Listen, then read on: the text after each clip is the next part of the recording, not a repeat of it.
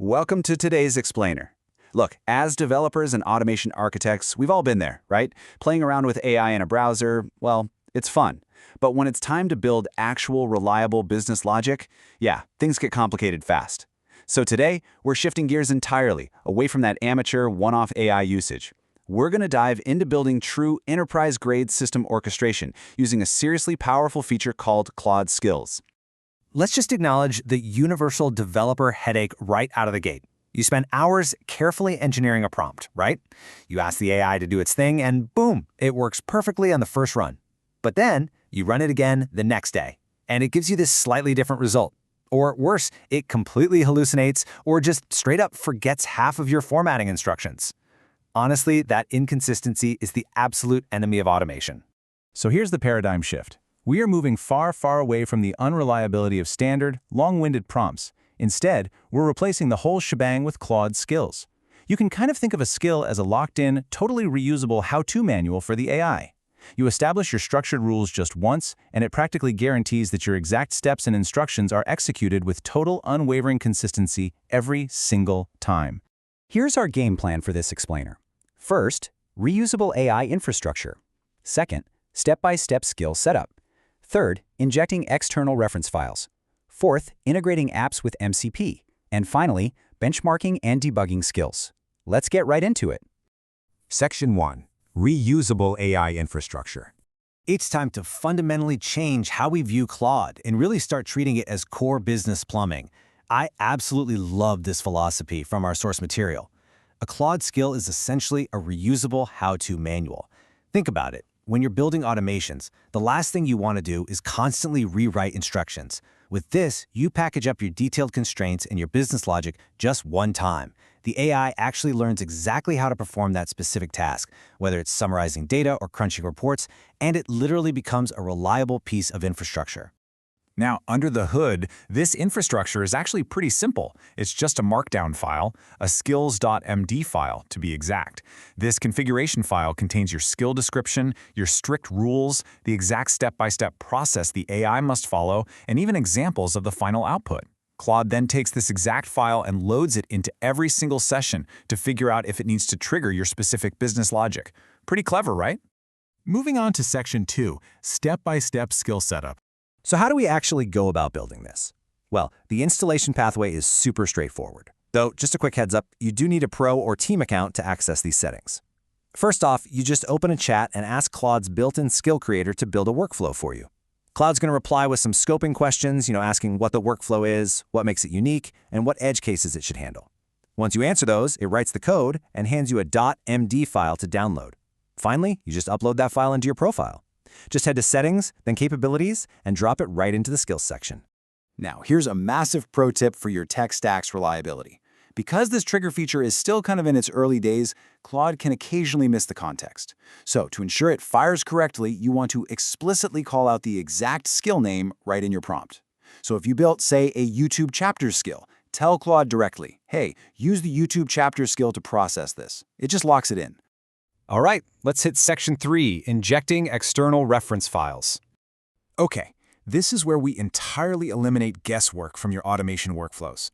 When you're creating your skill with the skill creator, you don't just have to chat with it. Actually, scratch that. You absolutely should be uploading short text files alongside your instructions. By feeding it things like agent mode rule documents, sample transcripts, or your strict formatting templates, you are completely locking in your constraints. You're giving it concrete, unchangeable examples for the AI to emulate every single time the skill runs. And let me tell you, the difference in the output is absolutely night and day. Using a standard AI prompt for something like YouTube chapters usually gives you highly variable formatting that inevitably requires manual cleanup. But by injecting transcript samples and formatting templates directly into a Claude skill, the output is this perfectly formatted, instantly copy and pastable chapter outline. It completely standardizes the output and saves your content teams a massive amount of time. Which brings us to Section 4, Integrating Apps with MCP. Let's be real, a skill that only lives inside a chat window? That's pretty limited. And that brings us to MCP, or the Model Context Protocol. These MCP servers act as this incredible, secure connectivity layer that elevates Claude from a siloed, standalone tool into a fully integrated business actor. It basically allows your Claude skills to securely reach out and talk to external apps, your CRMs, and even your email clients to fetch live, real-time data.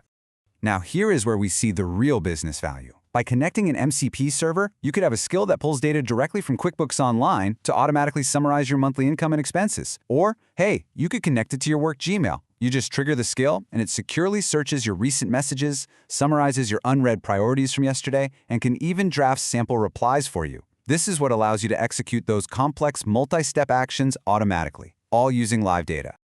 And finally, Section 5, Benchmarking and Debugging Skills. Because look, a skill isn't truly enterprise-ready until it's been heavily stress-tested. For sure, while setting up simple skills in your web browser is totally fine for basic tasks, you really need a proper environment for serious validation. That's exactly where the Claude Desktop App's Co-work tab comes into play. This is literally the required environment for developers because it gives Claude the robust ability to actually write and execute testing code to validate the skill you just built. You can literally ask the Co-work tab to run a programmatic benchmarking workflow on your new skill. It's going to actively review the skill's front matter and formatting, it'll write its own automated test cases, run full baseline comparisons, and it'll even output these super clean HTML summary docs with the results. Make no mistake here, this isn't just an LLM stringing words together so they sound good. This is actual, rigorous code-level quality assurance. Through that Co-work tab, you get this awesome side-by-side comparison of how baseline Claude handles a prompt versus how your shiny new skill-enabled Claude handles it.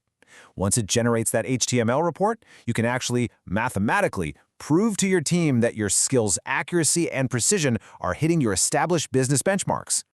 Now, of course, testing is going to reveal some edge cases. Maybe your skill chokes when processing a massive hour-long video transcript. Well, the sequence to fix this is incredibly crisp.